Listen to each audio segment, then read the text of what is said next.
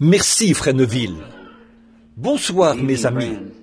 C'est vraiment je considère comme un grand privilège d'être ici au Tabernacle ce soir pour commencer une nouvelle série de réunions de 5 soirées. Ça fait un bout de temps que je n'ai pas tenu de réunion de réveil ici au Tabernacle. Nous n'avons jamais annoncé ça dans les journaux et tout, simplement parce que nous savions que nous n'aurions pas assez d'espace pour faire asseoir les gens, parce que la salle est petite et nous n'avons vraiment pas beaucoup de place assise. Mais nous ferons tout notre possible pour accueillir les gens. On voulait obtenir le gymnase de l'école secondaire ici, avant de l'annoncer. Mais là, c'est la période des classes maintenant, et c'est plutôt difficile de l'obtenir. Et je partirai bientôt, je pense, pour accomplir mon œuvre missionnaire et tout, à l'étranger. J'ai simplement voulu qu'on se rassemble tous pour avoir un peu de communion fraternelle avant d'y aller de nouveau. Vous savez, nous nous réunissons régulièrement, mais un jour, nous nous réunirons pour la dernière fois. Nous voulons donc rester le plus près possible du Seigneur et de sa parole, alors que nous voyons sa parole se dévoiler jour après jour, jour après jour. Je me suis dit que ce serait bien d'avoir ici une petite série de réunions au cours de laquelle on prierait pour les malades. Une chose m'a été annoncée il y a quelque temps par une vision que le Seigneur m'a donnée, il y a 1 an, je pense, ou peut-être un peu plus. J'ai cela à la maison. C'est noté dans un calepin, un changement de ministère. Et beaucoup d'entre vous qui êtes assis ici, je ne dirai pas beaucoup, mais souvenez-vous, au début, quand nous avons construit ce tabernacle, vous vous souvenez de la vision qui est venue le matin, où nous avons posé la pierre angulaire ici, où il a dit « Ceci n'est pas ton tabernacle », mais il m'a placé sous les cieux et a dit « Il m'a parlé de différentes choses qui arriveraient ». Si vous le savez, si vous regardez bien, c'est arrivé exactement comme cela avait été dit, voyez, et il en a toujours été ainsi. Ainsi donc, je me repose avec assurance sur ce qu'il dit. C'est Dieu, et c'est forcément vrai. Et il y a quelque temps, j'étais dans une vision, et j'ai vu une grande tente. Oh, elle était immense, gigantesque. Je venais juste de finir de prêcher, et beaucoup d'âmes étaient à l'autel, à pleurer en quelque sorte, tout doucement, silencieusement, les mains levées. Un homme sympathique, à la voix douce et posée, est monté sur l'estrade et a dit « Il faut former la ligne de prière maintenant, tandis que Frère Branham se prépare. » Je me tenais par là, et naturellement, la ligne de prière était à ma gauche. Et j'ai vu une foule de gens qui faisaient la queue sur une distance d'environ un pâté de maison ou plus. Il y avait un petit abri, un abri en bois, à l'intérieur de cette tente. Et il y avait une femme qui se tenait là, un homme, celui qui prenait les noms. Et les gens entraient appuyés sur des béquilles, couchés sur des civières. Et ils ressortaient de l'autre côté en marchant. Eh bien, je me demandais ce qui se passait là-dedans. Et cet ange du Seigneur, dont vous voyez la photo ici, il m'a quitté, est allé au-dessus de ce petit abri et est resté là. Puis il est descendu. Et une voix a parlé et a dit « Je te rencontrerai là-bas ». Eh bien, maintenant, j'attends ce moment-là. J'étais en congé depuis quelque temps pour me reposer à cause du surmenage. Je suis de retour. Et ici, le week-end dernier, 3 soirs de suite, nous avons en quelque sorte abordé des petits points de doctrine de cette Église. C'est-à-dire, samedi soir, dimanche matin et dimanche soir dernier, avant cette série de réunions. C'était en quelque sorte pour secouer l'Église et la préparer, afin de pouvoir aller de l'avant avec cette série de réunions qui commence maintenant. Et immédiatement après ceci, dimanche soir sera ma soirée d'adieu au tabernacle, pour autant que je sache. Je serai absent pendant un certain temps. Et maintenant, j'espère et je mets ma confiance en Dieu pour que dans le courant de cette semaine, je puisse utiliser cette petite salle ici comme salle de prière pour y faire entrer les malades, les affligés et voir s'il va me rencontrer pour une fois de plus commencer ce nouveau ministère au tabernacle. J'aimerais vraiment voir cela s'accomplir. Je ne sais pas ce que c'est, mes amis. Je n'ai aucune idée de ce que ce sera. Mais à lui qui écoute maintenant, je crois qu'en ce jour, ce sera quelque chose de plus pour aider ces pauvres enfants qui sont malades et qui souffrent. Je lui promets d'être fidèle et loyal. et d'essayer d'être plus loyal que je l'ai été avec les autres dons qu'il m'a donnés. Et si ça s'accomplit, ça sera tout aussi réel que les autres. Bon, les autres dons n'ont en rien perdu de leur efficacité, voyez. Mais à présent, j'attends que quelque chose de nouveau se produise, et j'espère que ce sera ici. Eh bien, je me suis dit que je parlerai peut-être ce soir pour voir comment je me sens. Et une autre chose que je voulais faire, quand on y entrerait pour la première fois, c'est que je voulais voir si je pouvais faire venir ma femme là-dedans, pour qu'elle soit avec moi quand ça descendra pour la première fois, afin de voir si ça se passera ainsi. Sinon, quand on fera passer les femmes, il faudra les faire passer 2 à 2. On fera entrer 2 femmes à la fois. Bon, je ne dis pas que ça va fonctionner dans un sens ou dans l'autre. C'est simplement pour que vous le sachiez, parce qu'il avait déjà été annoncé qu'on attendait qu'il se produise quelque chose de nouveau, et nous y sommes. Mais là, je ne dis pas qu'il m'a dit que ça se produira. Dans la vision, j'ai vu que c'était dans une tente, mais évidemment, ça pourrait se produire n'importe où, n'importe quand. Nous attendons donc cela. Eh bien, nous allons essayer de vous laisser sortir de bonne heure. Le service de chant prendra une demi-heure. Puis le service de prédication, l'appel à l'autel et tout prendra environ 1 heure, ce qui fera en tout 1 heure et demie, de sorte que ceux qui sont debout n'aient pas mal aux jambes. Et nous reviendrons demain soir. Bon, juste avant d'ouvrir cette bonne vieille parole bénie, soyez assurés que nous ne dirons jamais rien en dehors de ce qui s'y trouve, parce que c'est elle qui est le fondement. Et avant de le faire, courbons simplement la tête un instant pour un mot de prière. Dear God, as we stand tonight in thy presence and realizing our Dieu bien-aimé, ce soir, alors que nous nous tenons dans ta présence, nous sommes conscients de la fragilité de notre être et de ce que nous ne sommes que la poussière de la terre. Tu as fait de nous des êtres vivants pour t'honorer et te glorifier. Et nous sommes conscients que nos vies et notre destinée sont entre tes mains bénies. Par la foi, nous nous remettons entre tes mains, espérant qu'il nous sera accordé la destinée éternelle de vivre éternellement avec toi dans un monde meilleur, où nous n'aurons jamais à prier pour les malades et les nécessiteux, où il ne tombera jamais une larme d'une joue, où il n'y aura jamais de personnes faibles et ridées là-bas. Mais là-bas, nous serons éternellement jeunes, et la gloire de Dieu sera sur nous. Nous n'aurons pas besoin de guérison, car nous aurons été guéris pour l'éternité, pour toujours.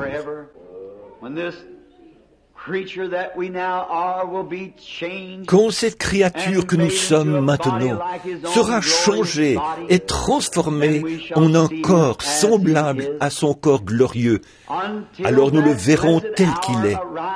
En attendant que cette heure bénie arrive pour chacun de nous, notre désir, c'est de déployer tous les efforts possibles pour glorifier ton grand nom avec la foi que tu nous as donnée. C'est la veille de ce petit rassemblement ici, dans ce petit lieu commémoratif, où nous gardons le souvenir du premier réveil que nous avons tenu ici, et de ces grandes œuvres puissantes que tu as accomplies pour nous par ta grande et puissante main. Un réveil est parti d'ici et il s'est répandu dans chaque nation. Et ce soir, partout dans le monde, des feux de réveil brûlent sur les collines.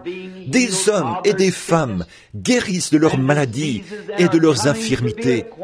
Et ils s'avancent pour connaître le Dieu vivant et vrai.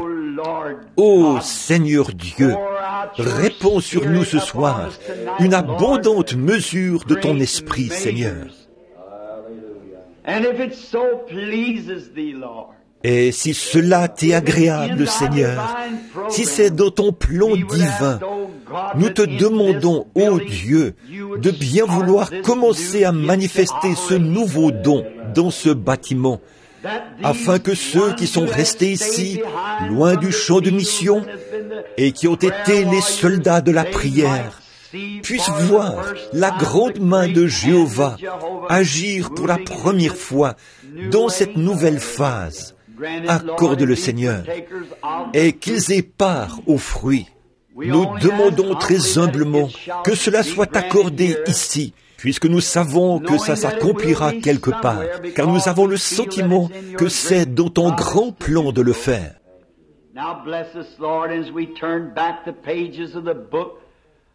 Maintenant, Seigneur, bénis-nous alors que nous tournons les pages du livre, ta sainte parole bénie. Puissent nos esprits s'ouvrir pour la recevoir, Seigneur. Et quand les services de ce soir seront terminés et que nous nous mettrons en route pour retourner dans nos différentes maisons, puissions-nous dire, comme ceux qui revenaient d'Emmaüs, notre cœur ne brûlait-il pas au-dedans de nous ce soir, alors qu'il nous parlait en chemin? Car nous le demandons en son nom et pour sa gloire. Amen. Tonight I have chosen for just the scripture reading a few verses if you wish to turn to it. Ce soir, j'ai choisi comme lecture de l'Écriture quelques versets, si vous voulez les prendre. C'est dans le livre des rois, dans 1 Roi. 1 Roi, chapitre 18. Je veux commencer à lire à partir du verset 17. Et là, j'aimerais prendre comme sujet le faire sortir de l'histoire. Maintenant, pour vous qui prenez des notes, je vais répéter ça. Le faire sortir de l'histoire. Maintenant, 1 Roi, chapitre 18, verset 17.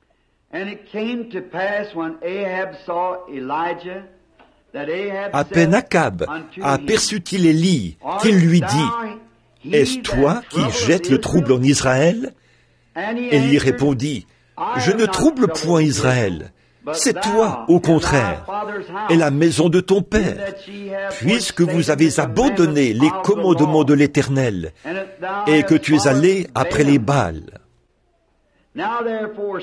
Fais maintenant rassembler tout Israël auprès de moi, à la montagne du Carmel, et aussi les 450 prophètes des Baals, et les 400 prophètes d'Astarté, qui mangent à la table de Jézabel. » Akab envoya des messagers vers tous les enfants d'Israël, et il rassembla les prophètes à la montagne du Carmel.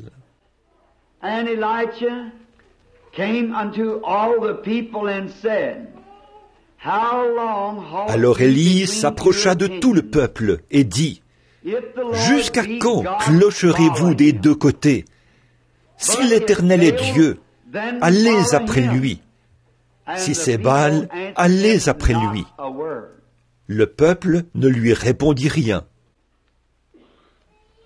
We are standing tonight upon the brim and watching come to pass and unfold two. Nous nous trouvons ce soir au bord de deux grands événements dont nous observons l'accomplissement et le déroulement. Et ces deux grands événements sont les suivants. L'un est la fin de l'histoire et l'autre est la fin du temps.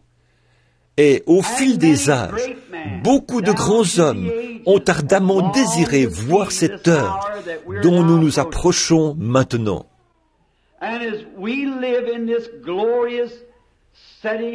Et comme nous vivons au milieu de ce glorieux coucher du soleil mortel et à l'aube de la lumière éternelle, j'estime que nous vivons effectivement dans l'un des âges les plus glorieux qui ait jamais été donné à l'homme de vivre, parce que le temps arrive à sa fin et que l'éternité est en train d'y succéder.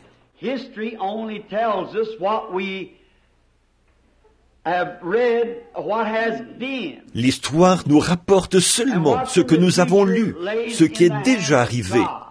Et l'avenir, lui, est dans la main de Dieu. Et aujourd'hui, nous voyons qu'on n'écrit pas beaucoup au sujet des faits historiques, parce que je ne pense pas qu'on s'en servira.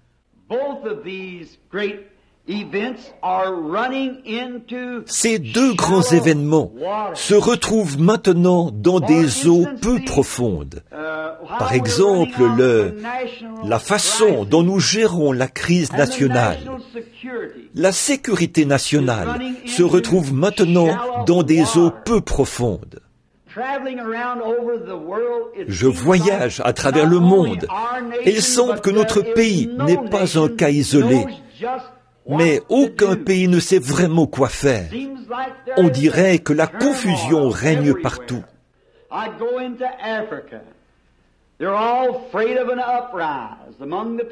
Je vais en Afrique. Là-bas, on redoute des soulèvements au sein de la population et le communisme se répand dans le pays. Je vais en Suisse, c'est pareil. Et dans tous les autres pays que j'ai visités, il semble que la paix est instable partout. Or, vous savez que notre Seigneur a prédit qu'un tel temps viendrait, qu'il y aurait de l'agitation chez les nations, un temps où on ne saurait que faire, de l'angoisse chez les nations.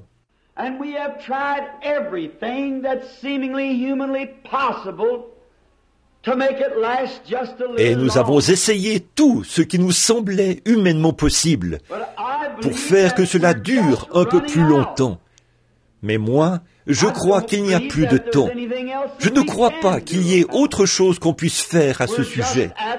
Nous sommes simplement à la fin de tout cela. Pendant un moment, on a essayé d'avoir des rois. Ça n'a pas marché. Puis, on a essayé la démocratie. Ça ne marche pas. Et on a essayé, ils ont essayé les dictateurs. Ça ne marche pas. Et dans chacun des cas, on dirait que ça se dégrade un peu plus chaque fois.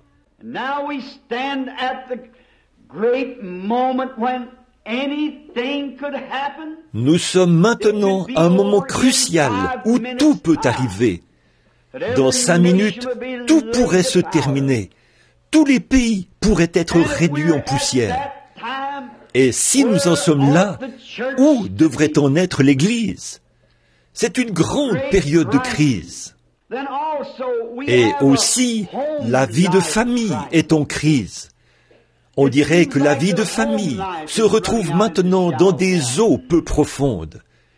Autrefois, dans le foyer, le père, le chef de famille, s'asseyait le matin et parlait à sa famille. Et ensemble, on prenait la bonne vieille Bible de famille et on la lisait un peu. Et tous se rassemblaient autour de la table et priaient. On ne voit plus ça. Et à la fin de la journée, après que maman avait fait la vaisselle, tous se rassemblaient alors à l'intérieur pour lire un peu plus de la Bible et prier avant d'aller au lit. C'était vraiment rare de voir la délinquance juvénile à cette époque-là. Tous les garçons allaient travailler dans les champs et les filles aidaient maman à faire la lessive au ruisseau. Mais aujourd'hui, il suffit d'appuyer sur un petit bouton et la vaisselle est faite. Maman saute dans une voiture et s'en va à une partie de cartes ou déambule les rues. Et le travail est fait par un tracteur.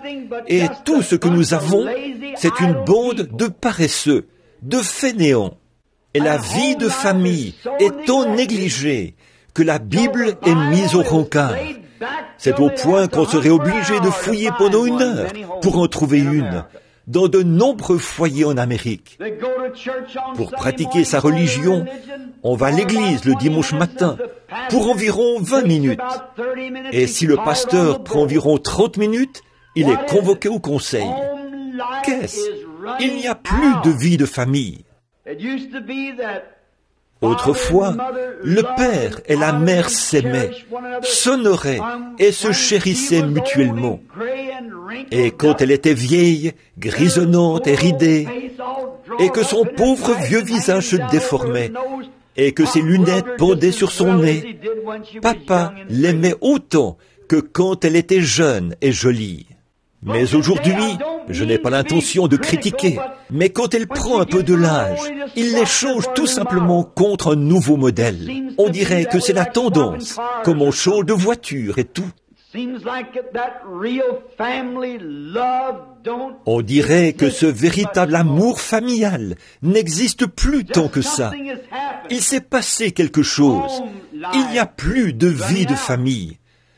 On n'a plus le bon vieux foyer américain qu'on avait il y a bien des années. Il y a une autre chose que je voudrais mentionner. C'est une autre chose qui est en train de disparaître. L'amitié. Il n'y a plus d'amitié. On dirait qu'il n'existe plus d'amis comme auparavant. Et les amis que nous avons ne sont plus des amis fidèles comme auparavant.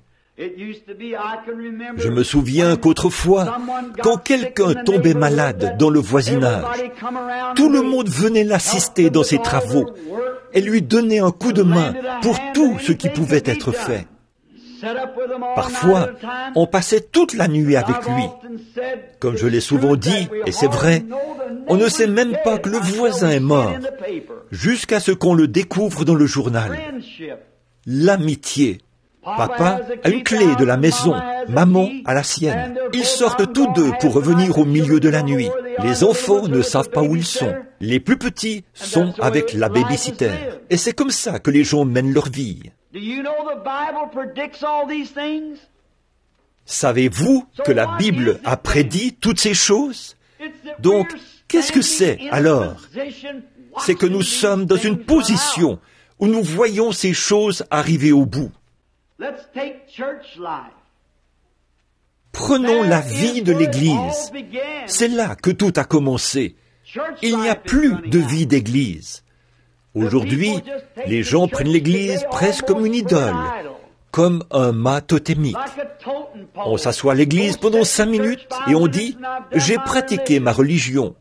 On donne sa petite contribution, ou que sais-je encore, pour payer le pasteur. Si ça ne suffit pas, on organise un petit souper pour compléter le tout et donner au pasteur. Et s'il n'est pas satisfait, il s'en va ou on lui donnera un meilleur salaire. On dirait que ce n'est plus par un appel divin qu'on devient pasteur. On dirait que ça tend à devenir un simple gagne-pain pour le pasteur. Que là où on lui offre le plus d'argent, c'est là qu'il va. Ça ne devrait pas être comme ça. Il faudrait qu'un homme soit appelé de Dieu pour une communauté.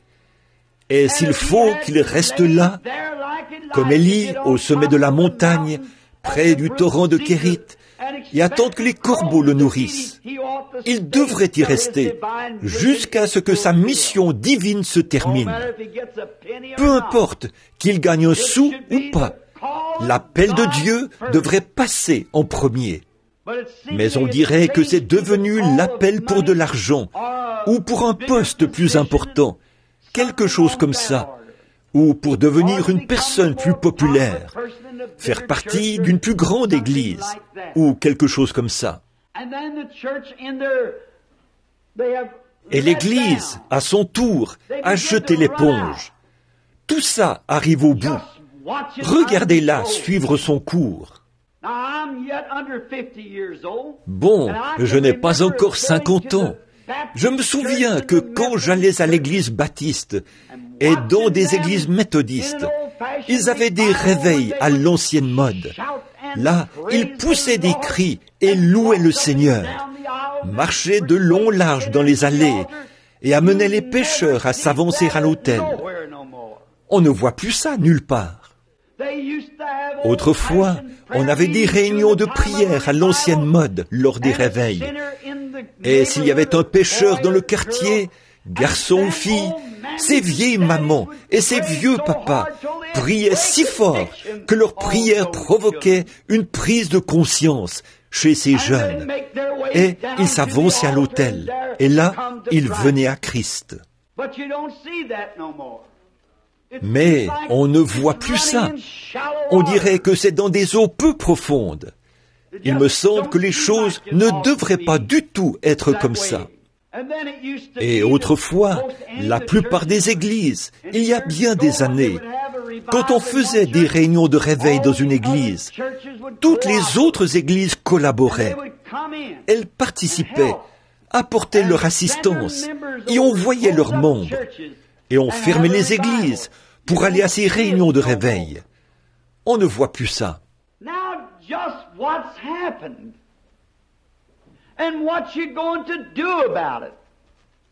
Qu'est-ce qui s'est donc passé? Et qu'est-ce que vous allez faire à ce sujet? Cela ne fait qu'accomplir la parole du Dieu vivant. Et cela indique deux choses. L'une, c'est la fin du temps. Et l'autre, c'est la venue du Seigneur Jésus. En effet, le Saint-Esprit a clairement parlé et dit, dans les derniers jours, les églises seraient emportées, enflées d'orgueil, aimant le plaisir plus que Dieu, déloyales, calomniatrices, intempérantes et ennemies des gens de bien. Donc, si la Bible a prédit que ces choses arriveraient, comment peut-on s'attendre à autre chose qu'à ça? Ayant l'apparence de la piété et reniant ceux qui ont fait la force. Parcourez ce pays, nos pays.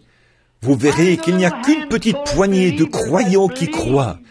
Je veux dire, de vrais croyants, qui croient que Jésus-Christ vit réellement. Voyez-vous, ils ont fait de l'Église une simple idole. Nous avons vu ça ces derniers jours dans notre enseignement. On montre du doigt l'Église catholique et ses idoles, le fait qu'ils s'inclinent devant elle quand ils passent devant l'Église. Les protestants sont tout aussi mauvais, tout à fait. Ils y vont de temps à autre. Peut-être que certains d'entre eux y vont juste une fois par an, à Pâques.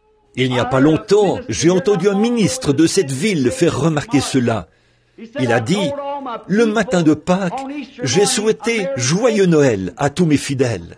Il a dit, je ne les reverrai pas avant Noël ou la prochaine Pâques. Joyeux Noël.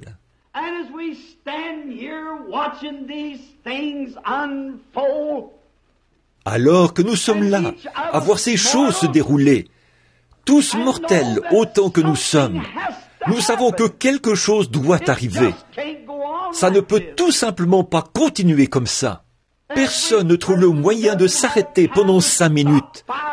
Partout dans les rues, ça se bouscule, ça court, on est pressé, on crée des embouteillages. Cet après-midi, quand les enfants marchaient sur la route, je revenais, c'était plutôt à midi, je revenais de New Albany. Et voilà une dame qui est arrivée là, à la hauteur de ses enfants, à environ, dans une zone limitée à 30 km à l'heure, à environ 100 ou 110 km à l'heure. Elle roulait aussi vite que possible. Où allait-elle? Quelques minutes après, j'ai demandé à la personne qui était avec moi, « Qu'est-ce que vous en pensez ?» 2 autres voitures sont passées à vive allure, comme des bolides, à la hauteur de ses enfants.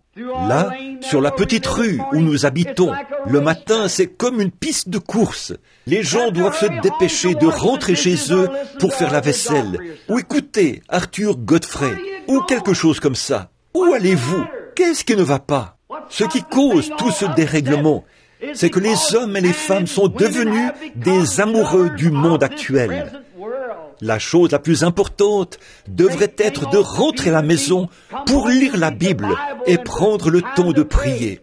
Je pense à la mère de John Wesley, Suzanne. Elle était mère de 17 enfants et elle trouvait le moyen de passer du temps en prière. Je pense que c'était soit 2 ou 3 heures par jour. En plus d'élever et de prendre soin de 17 enfants, ce qui a produit l'un des plus grands prédicateurs au monde et l'un des plus grands compositeurs de cantiques de l'époque, John et Charles. En effet, elle prenait le temps de servir Dieu et non de traîner dans les choses du monde. Et quand nous voyons sombrer le fondement de notre pays, le fondement de notre foyer, le fondement de notre Église, alors, mes frères, que pouvons-nous faire? Alors je veux dire ceci. Oh, si j'avais une voix qui pouvait résonner dans le monde entier. Il nous reste encore un fondement solide. C'est la sainte parole bénie de Dieu, la Bible. En effet, tous les cieux et la terre passeront, mais la parole de Dieu ne passera jamais. Et sur cette pierre, a dit Dieu, je bâtirai mon Église, et les portes du séjour des morts ne prévaudront point contre elle. Alors, quel privilège béni pour nous tous de tendre la main et de prendre la bonne vieille Bible de Dieu, d'en tourner les pages et de savoir que nous lisons directement la vérité et de voir que ces choses se sont produites dans le passé puisqu'elles parlent d'un Dieu de l'histoire. Et la seule façon pour nous d'être, de nous mettre au diapason de ces choses, ou de nous aligner derrière elles, c'est de faire sortir de l'histoire ce Dieu de l'histoire. En effet, dans tous les âges, que ce soit lors de la destruction antédiluvienne, avant la venue de Christ et au cours de différents événements, il ne faillit jamais quand on l'invoque. Il a toujours raison. Là, je pense à une époque où une nation était en captivité. C'était Israël. Ils étaient en Égypte et ils étaient traités durement et avec rigueur dans leur service aux Égyptiens. Il semblait que tout le monde s'était refroidi. Saviez-vous qu'Israël a passé en Égypte le double du temps que les États-Unis ont fait en tant que nation? Nous n'avons pas plus de 150 ou 70 ans, quelque chose comme ça. Et eux, pendant 420 ans, ils ont été en esclavage, ou plutôt en Égypte. Mais il y a eu un temps où il semblait qu'il n'y avait plus aucun espoir. Mais il y avait un homme et une femme qui semblaient avoir foi en un Dieu de l'histoire, qui avait parlé à Abraham en temps de crise. Ils croyaient qu'ils pouvaient l'invoquer et qu'il répondrait. C'était Amram et Jochebed, la femme d'Amram, la mère et le père de Moïse.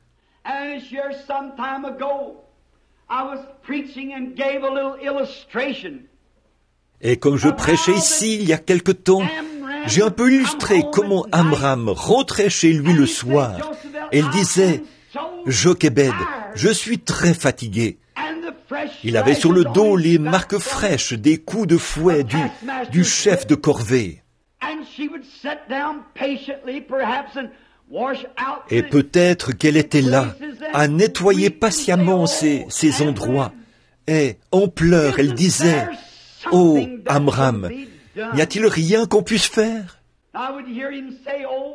Je peux l'entendre dire, « Oh, chérie, si tu avais été avec moi aujourd'hui, tu les aurais vus battre les jeunes garçons qui essayaient de tirer les charges.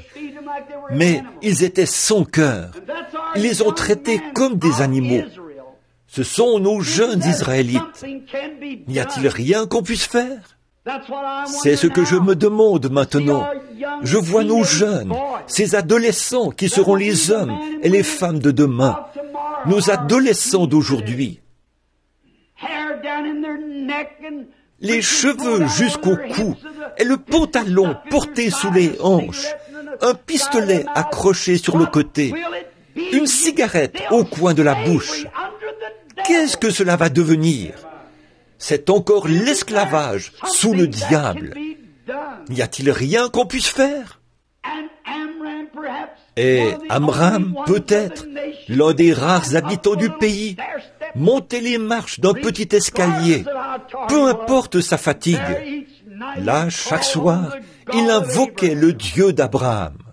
Ce Dieu qui, comme il l'avait appris, était venu à Abraham, était venu à Job, était venu à Isaac, était venu à Jacob, aux heures de la détresse. Et certainement, s'il avait été Dieu en leur jour, il serait Dieu en ce jour-là.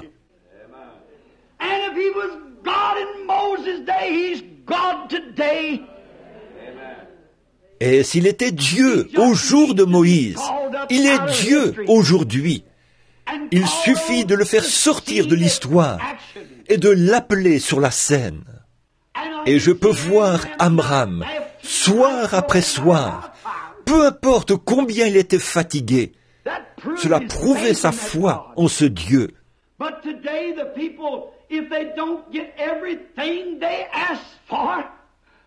Mais aujourd'hui, si les gens n'obtiennent pas tout ce qu'ils demandent la première fois qu'ils prient, ils se disent qu'il est mort. Ce qu'il nous faut aujourd'hui, c'est des hommes et des femmes nobles d'esprit, des hommes et des femmes qui sont déterminés à tenir ferme, jusqu'à ce qu'ils voient un Dieu qui vit vraiment passer à l'action, des gens qui ne renonceront pas. Ils sont bien décidés à s'en tenir à cela. S'ils sont malades et que le médecin leur a dit qu'ils ne peuvent pas se rétablir, il y a cependant quelque chose en eux qui leur dit qu'ils vont se rétablir. Tenez ferme, quoi qu'il arrive. Avez-vous adhéré aux églises du monde dénominationnel après que vous avez épuisé toutes vos forces? Allez d'un lieu à l'autre sans jamais trouver de soulagement? Il y a encore un Dieu qui répond à la prière et qui sauve du péché. Et comme on peut le constater, Amram, malgré ses nuits pénibles, le dos qui saignait, il montait de nouveau les marches, priait jusqu'à 2 ou 3 heures du matin. On aurait dit qu'il parlait au vent. Là, au fond de son cœur de juif, il y avait une foi ardente qu'aucun vent de doute ne pouvait jamais éteindre. Voilà le genre d'hommes et de femmes que nous voulons voir entrer en scène aujourd'hui. S'il ne répond pas ce soir, il répondra demain soir. S'il ne répond pas cette année, il répondra l'année prochaine. Car il est un Dieu. Non pas un Dieu, mais le Dieu. Et nous voyons qu'Amram, soir après soir, il montait les marches. Et Jochébed s'approchait de lui et disait, « Amram, mon chéri, tu as prié là-haut toute la nuit. Pourquoi ne demandes-tu pas à certains des jeunes hommes où tu travailles de prier un peu? Eh bien, chéri, et s'ils ne le font pas, il faut que quelqu'un le fasse. Il faut que quelqu'un prie jusqu'à exaucement. » Voilà le sentiment qui devrait animer chaque chrétien ce soir. Ne pas attendre quelqu'un d'autre, mais prendre les devants nous-mêmes jusqu'à exaucement. Si nous croyons que la Bible contient de l'histoire, c'est aussi un livre prophétique qui nous dit que ce même Dieu se lèvera dans les derniers jours. Et il est temps qu'il entre en scène. Voilà ce qu'Amram savait, que Moïse avait prophétisé, ou non pas Moïse, excusez-moi, Abraham avait reçu une promesse de la part de ce Dieu de l'histoire, qui n'avait répondu à aucune prière depuis 400 ans, d'après ce que l'histoire nous rapporte. Mais il avait promis qu'il les ferait sortir. Et on dirait que notre Dieu reste bien silencieux depuis longtemps, mais l'heure est venue où il va entrer en scène. Un soir, ça faisait peut-être plusieurs années qu'Amram priait. Ses cheveux commençaient alors à grisonner, et toujours pas de délivrance, mais la situation empirait continuellement. Un soir, il est passé vraiment aux choses sérieuses. Voilà comment nous devons nous y prendre, passer vraiment aux choses sérieuses. Il a dit, « Ô Dieu, c'est ce que tu as promis. » Et nous l'avons attendu avec impatience. Et nous voyons que tous les signes sont là et que le temps est proche. Il est temps que tu fasses quelque chose à ce sujet. Alors qu'il était vraiment plongé dans la prière et qu'il priait de tout son cœur, il a regardé et voici que quelqu'un se tenait dans un coin. Il s'est frotté les yeux et a regardé de nouveau. Là se tenait un ange, son épée nue dans la main. Il a dit, « La délivrance arrive. Tu engendreras un fils, et c'est lui qui les délivrera. » Voyez-vous, Dieu répond toujours à la prière, n'est-ce pas? À condition que nous tenions ferme.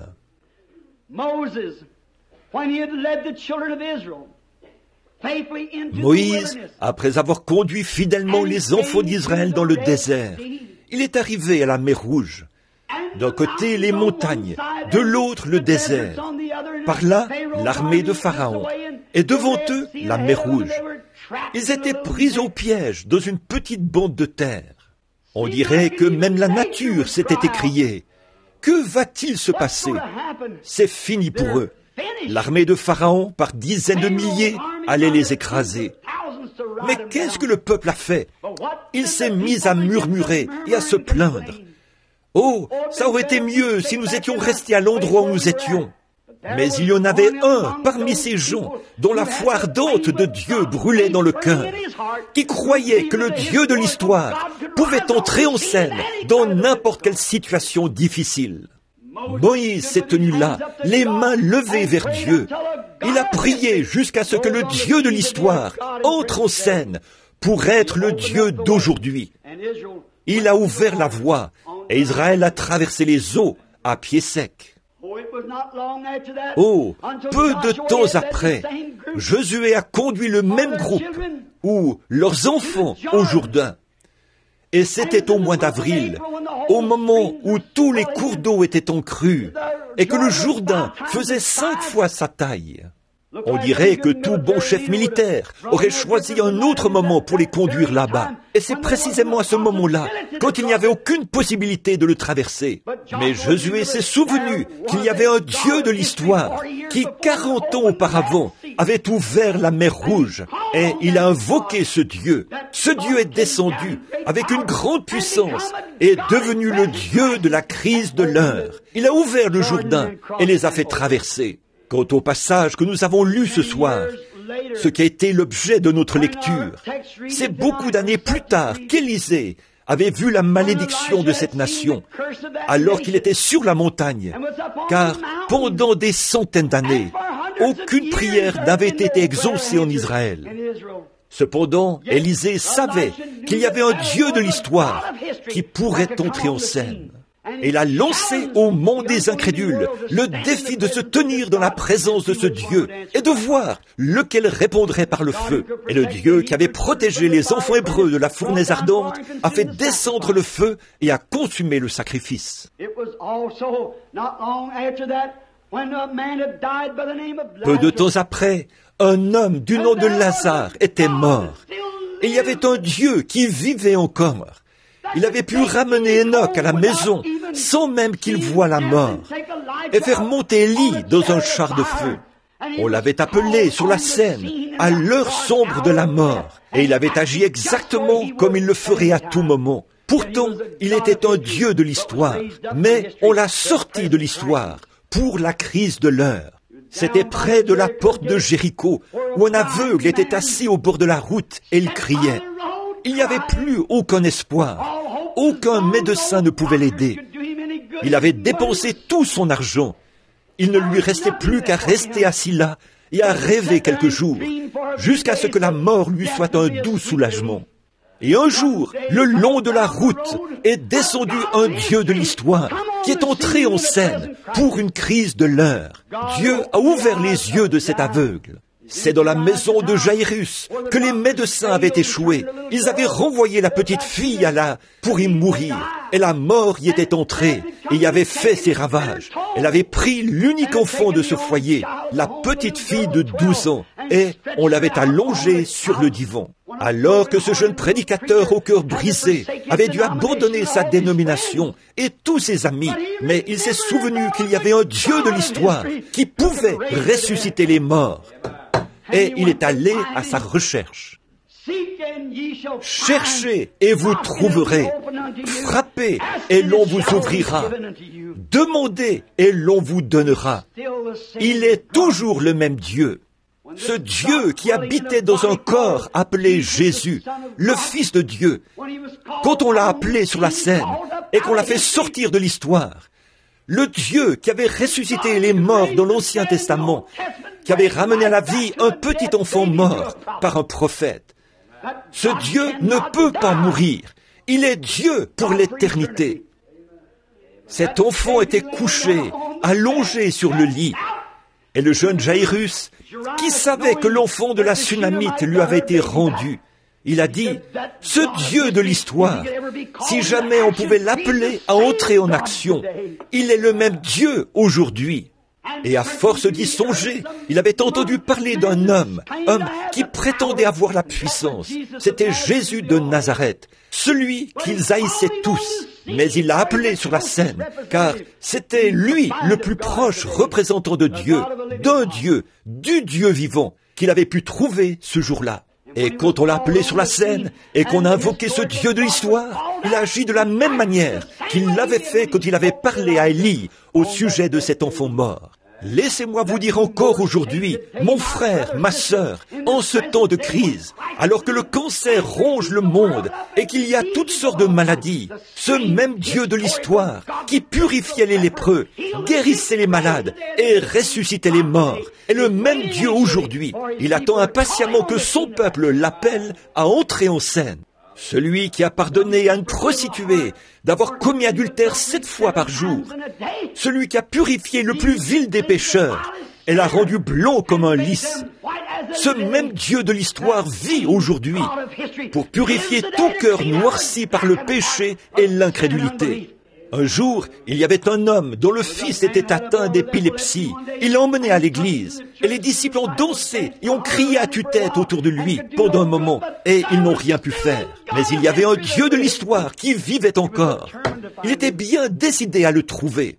Quand il l'a vu descendre de la montagne, il a couru vers lui et a dit, « Seigneur, aie pitié de moi. Un démon s'est emparé de mon enfant. Il devient tout raide et tombe dans le feu. » Jésus a dit, « Je le peux, si tu crois. » Si tu crois quoi? Si tu crois que le Dieu de l'histoire vit encore aujourd'hui.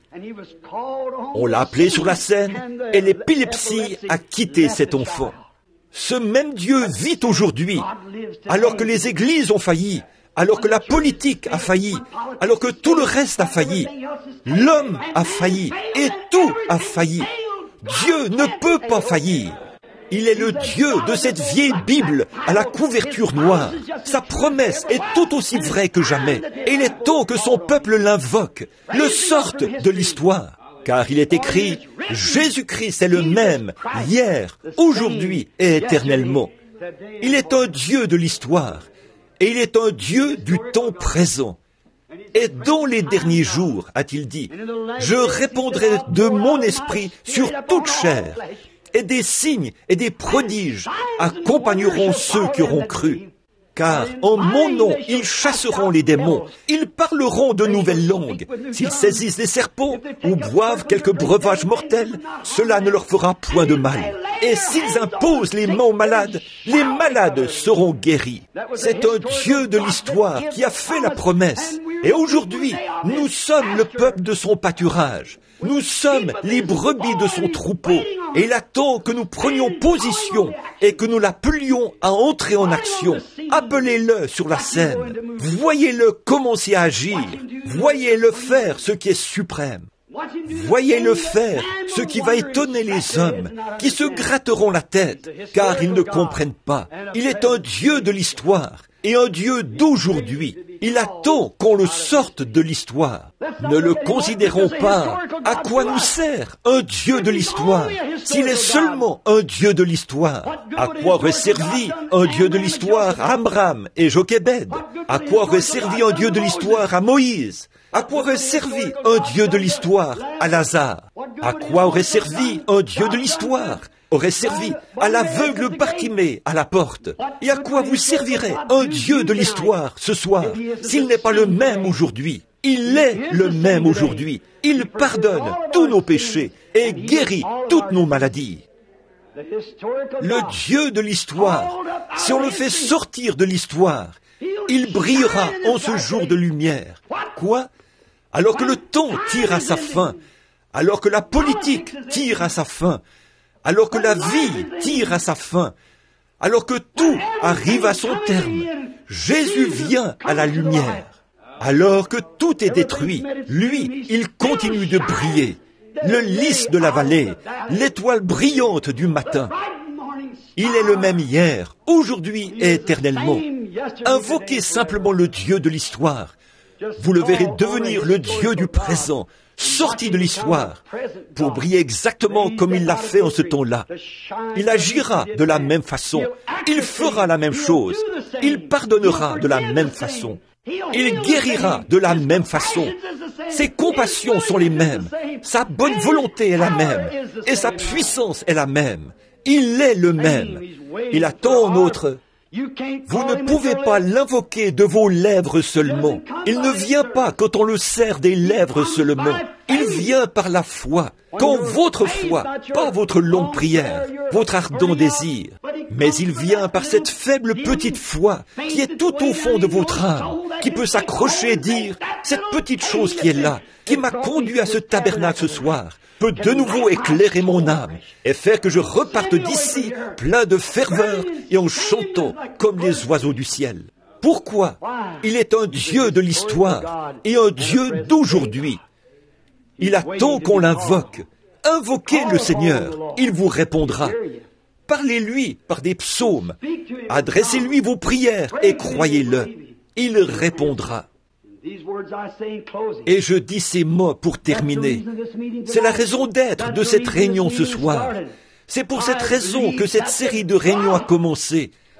Je crois que c'est Dieu qui m'a dit, il y a 27 ans, quand nous avons posé la première pierre ici, que je prêcherai l'Évangile dans le monde entier.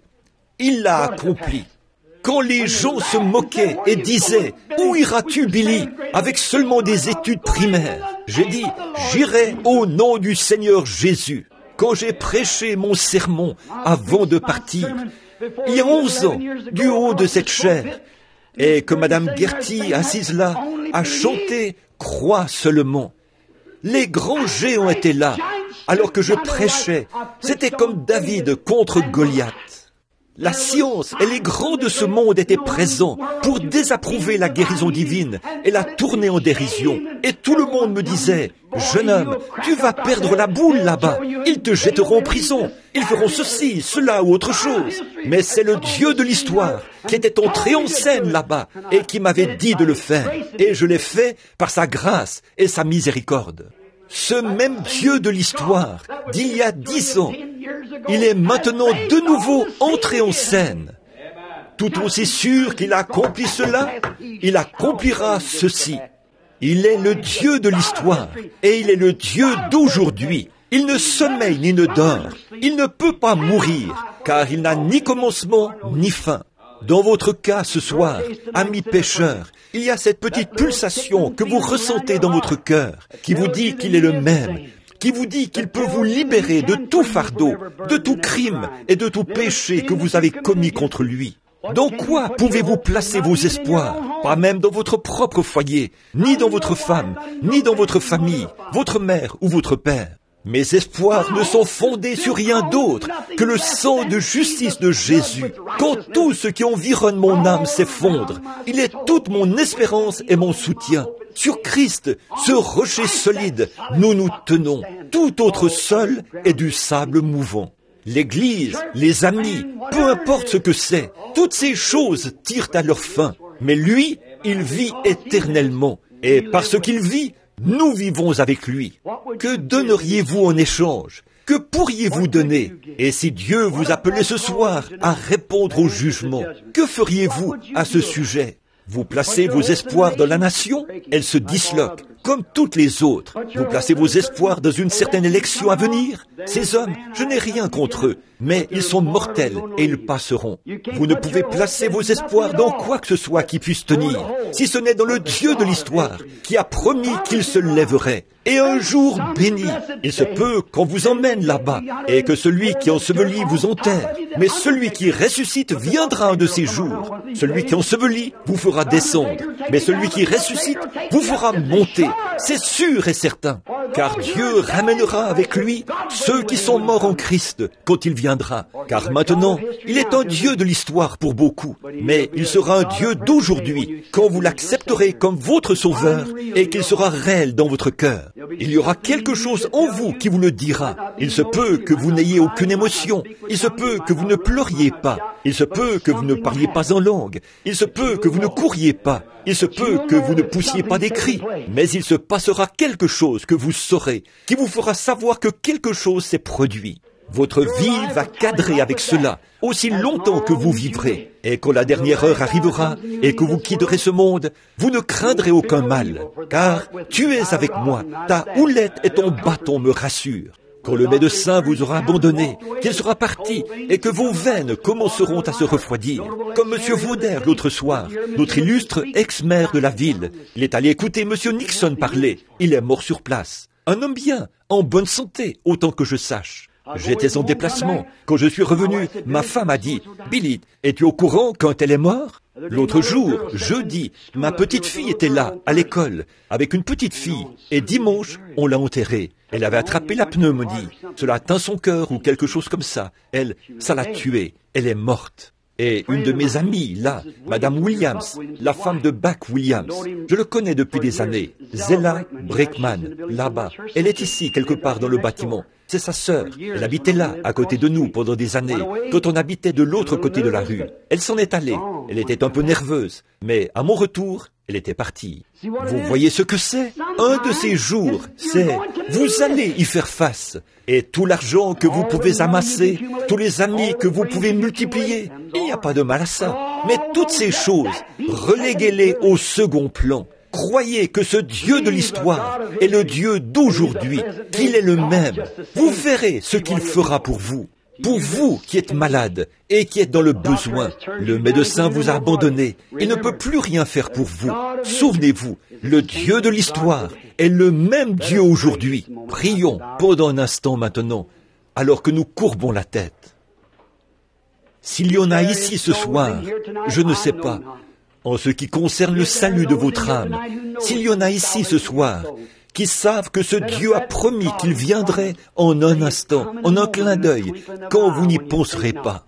Si ce Dieu n'est pas avec vous et que vous vous imaginiez simplement que vous l'avez, souvenez-vous, telle voie paraît droite, mais son issue, c'est la voie de la mort. Si vous n'êtes pas certain que vous êtes sauvé ce soir et que s'il venait, vous iriez avec lui, voulez-vous simplement lever la main vers lui et en le faisant dire, « Aie pitié de moi, ô Dieu !»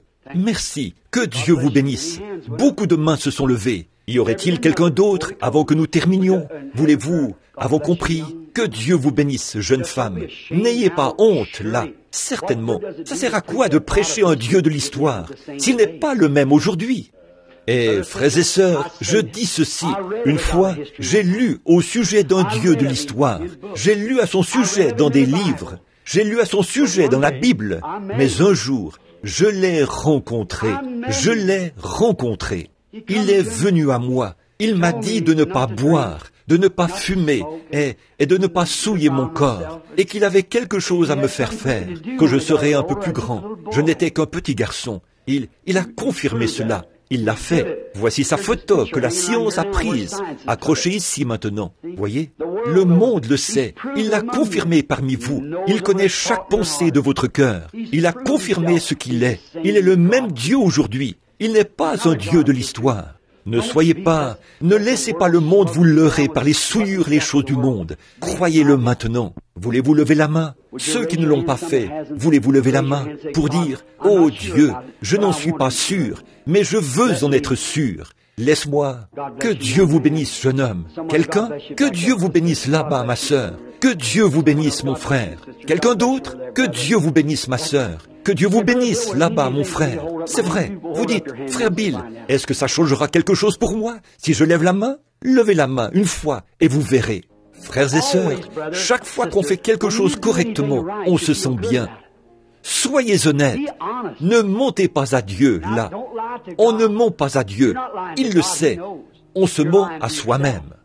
Vous savez, un mensonge est une chose si horrible que ça peut vous conduire devant des cours fédérales et des cours pénales. Et là, on vous mettra un détecteur de mensonges au bras et vous ferez tout votre possible pour que ça sonne comme si c'était la vérité. Mais vos nerfs attesteront que vous dites un mensonge. Pourquoi? Vous n'avez pas été fait pour mentir. Et si un détecteur de mensonges le sait, qu'en est-il de Dieu? Vous dites, mais frère, je suis baptiste, je suis presbytérien, je suis méthodiste. C'est très bien. Je vous demande une chose. Avez-vous déjà rencontré ce Dieu de l'histoire? Est-il descendu dans le buisson ardent devant vous, et vous le savez? A-t-il parlé à votre âme, et avez-vous la certitude que vos péchés sont effacés? Si ce n'est pas le cas, ne prenez aucun risque. Ne vous contentez pas d'adhérer à une église ou d'avoir été là et d'avoir éprouvé un petit sentiment de bien-être. Vous devez le connaître, entendre parler de lui, avoir ses bénédictions. Ce n'est pas ça qui donne la vie, mais le connaître lui. C'est ça qui donne la vie. Le connaître personnellement, le pronom personnel, le connaître. Il ne s'agit pas de connaître son livre, d'être un bon étudiant, d'être un bon membre, ni un homme bien ou une femme bien. Ça ne suffit pas. Ça, c'est le produit de la loi. Mais il s'agit de le connaître, lui. L'avez-vous rencontré? Le Dieu qui a parlé à Moïse dans le buisson ardent, vous est-il apparu? L'avez-vous entendu vous parler, de sorte que vous êtes sûr que c'était lui? S'il ne l'a pas fait, levez simplement la main. Dites, « Oh Dieu, parle-moi maintenant. Est-ce que c'est toi qui chuchotes dans mon cœur? Je voudrais te connaître. » Que Dieu vous bénisse, jeune dame. Que Dieu vous bénisse là derrière. C'est bien, très bien. Quelqu'un qui ne l'a pas fait, très bien. Que Dieu vous bénisse, ma sœur. Que Dieu vous bénisse, ici, jeune dame. C'est bien. Que Dieu vous bénisse, ici, mademoiselle. Maintenant, tout doucement, pendant que vous avez la tête inclinée, fredonnons ça doucement. Some golden daybreak, Jesus will come. Some golden daybreak,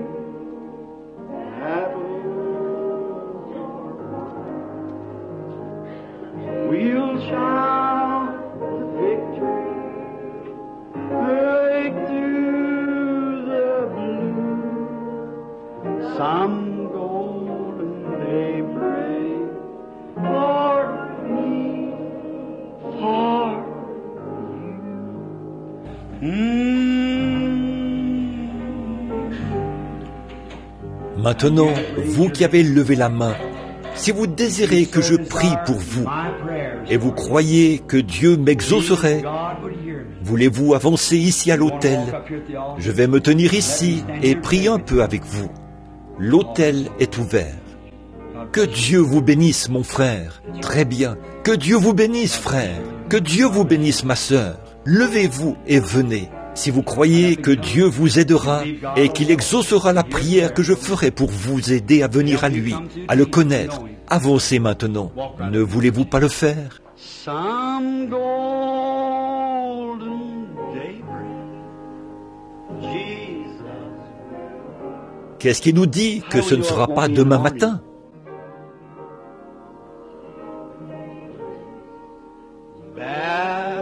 That battle you're fighting right now. Ce combat que vous menez en ce moment, ne voulez-vous pas qu'il soit gagné maintenant?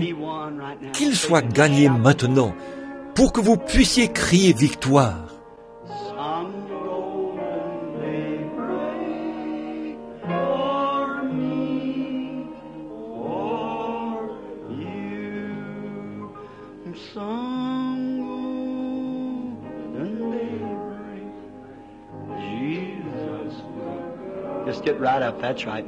Avancez-vous simplement, très bien. Frayez-vous un chemin jusqu'ici.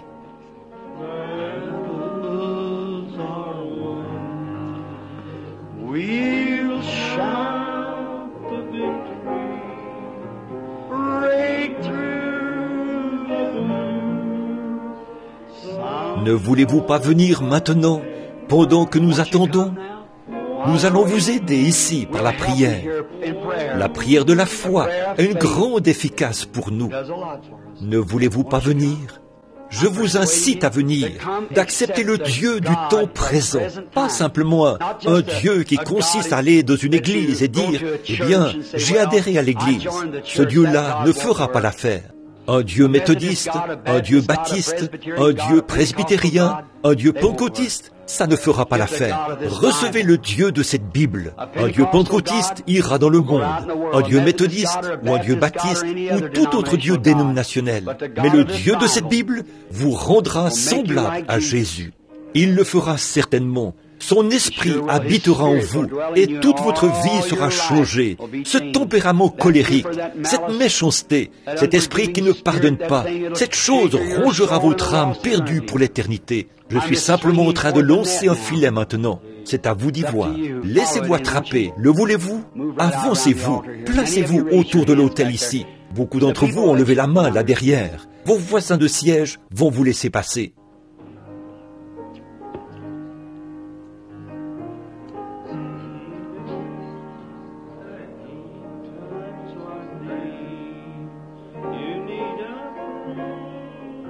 Lord bless you, young man.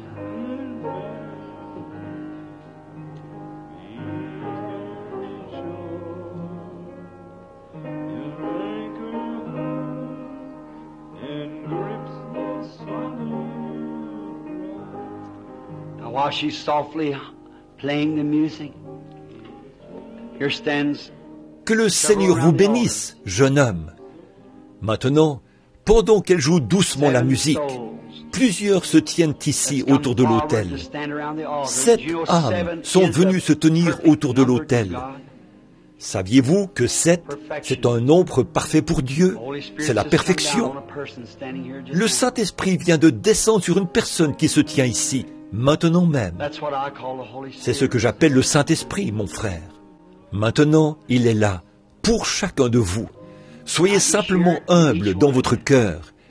Et si c'était la dernière fois que vous ayez l'occasion de vous tenir autour d'un autel, et si c'était la toute dernière prière que vous feriez maintenant, Jésus va venir. Il se peut qu'il frappe à votre porte avant demain matin, vous savez. Vous devrez partir un jour, s'il est un Dieu de tout. Il est le Dieu de l'histoire, et il est le Dieu d'aujourd'hui. Il vous a parlé, vous vous êtes levé ici devant lui pour le rencontrer. Vous vous êtes avancé pour le rencontrer. Il va vous rencontrer. Il est ici maintenant. Seulement, dans votre cœur, confessez tout ce que vous avez fait qui n'est pas bien. Dites, « Ô Dieu, aie pitié de moi, je suis un pécheur, j'ai mal agi, et je confesse maintenant de tout mon cœur que j'ai tort. Je veux que tu aies pitié de moi et que tu pardonnes mes péchés. Je te servirai le reste de mes jours. Et que ce petit feu qui brûle dans mon cœur, cette petite foi qui a fait que je vienne ici à cet autel ce soir, qu'il puisse pénétrer tout au fond de mon âme, que ce feu se déclenche maintenant même et qu'il brûle ardemment en moi, de sorte que je puisse dire, oui, tu vis, Jésus, et je t'aime. Et je vais te voir entrer en scène dans les prochaines heures pour accomplir des choses, de grandes choses. Je suis si content de m'être avancé quand tu as parlé à mon cœur. Je vais te voir débarrasser les gens des cancers, guérir les malades et les nécessiteux, les entendre revenir et témoigner de ce que Dieu aura fait pour eux. Ce Dieu de l'histoire, qui est sorti de l'histoire, c'est le même aujourd'hui, qui entre en scène. En effet, cette fois-ci, il vient pour rester. Sa seconde venue. Prions maintenant. Que chacun de vous prie avec moi. Dieu bien-aimé, j'amène ces 7 âmes devant toi maintenant. Le premier soir a produit 7 astres errants. Dans ta précieuse parole, tu as dit, « Nul ne peut venir à moi si mon Père ne l'attire premièrement. » Et je ne mettrai pas dehors celui qui vient à moi, mais je lui donnerai la vie éternelle et je le ressusciterai au dernier jour.